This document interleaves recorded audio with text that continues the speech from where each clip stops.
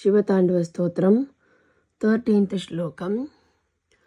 कदा निलिम्पनिर्झरी निकुञ्जकोटरे वसन् कदा निलिम्पनिर्झरी निकुञ्जकोटरे वसन् विमुक्तदुर्मतिः सदा शिरस्तमञ्जलिं वहन् विमुक्तदुर्मतिः सदा शिरस्तम् अञ्जलिं वहन्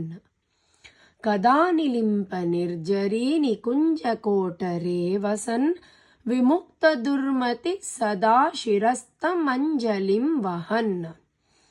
विमुक्तलोललोचनो ललामभाललग्नकः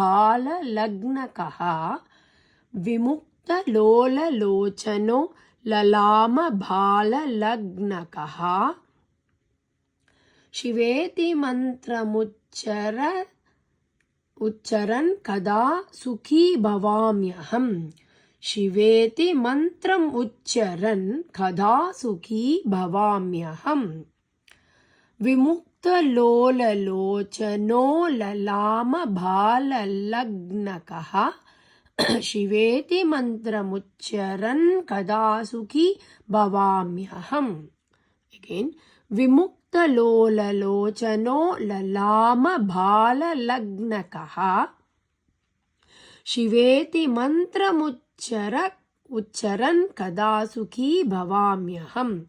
all 4 lines together कदा निलिम्पनिर्झरी निकुञ्जकोटरे वसन् विमुक्तदुर्मतिः सदा शिरस्तमञ्जलिं वहन् विमुक्तलोललोचनो ललामभाललग्नकः शिवेति मंत्रमुच्चरन् कदा सुखी भवाम्यहम् one more time कदा निलिम्पनिर्झरी निकुञ्जकोटरे वसन् विमुक्तदुर्मतिः सदा शिरस्तमञ्जलिं वहन् विमुक्तलोललोचनो ललामभाललग्नकः शिवेति मंत्रमुच्चरन् कदा सुखी भवाम्यहम्।